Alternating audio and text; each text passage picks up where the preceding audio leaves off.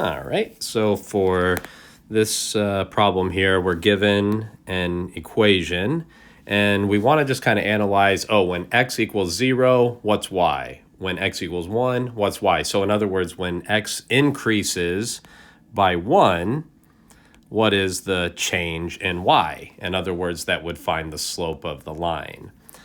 All right, so when x is 0, well, that means we'd plug in 15x plus, 15 times 0, right, because we're plugging in 0,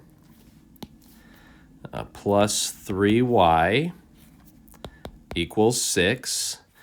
And so 15 times 0 is 0. Divide both sides by 3. That gives us y equals 2. All right, so when x is 0, y equals 2. In other words, 0, 2 would be an ordered pair. So when x is 1, you got to figure out what y is. So x goes up by 1, so this would be 15 times 1 plus 3y equals 6, which would be 15 plus 3y equals 6. Take away 15. That would give us 3y equals -9.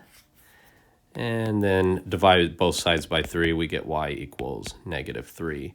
So we have the ordered pair 1, -3. So here's our two ordered pairs. When x increased by 1, y actually decreased by 5, right? Goes from 2 to -3, so that decreases by 5. So in other words, the slope is -5, because that would be a change of -5 over 1, which would be -5. So that kind of illustrates the concept of the slope. But we can also just find this just by solving that original equation into that slope-intercept form that we've seen a few times. And let's see if that matches. So this would be a little more direct. It gets to the slope, whereas this first part kind of illustrates more of the concept. So we take away 15x from both sides. So that's 3x equals 3y equals -15x plus 6.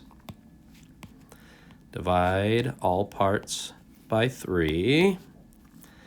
So y equals, look at that, -5x plus 2, and put a box around that slope. There we see it again. The slope is -5, just like we saw above.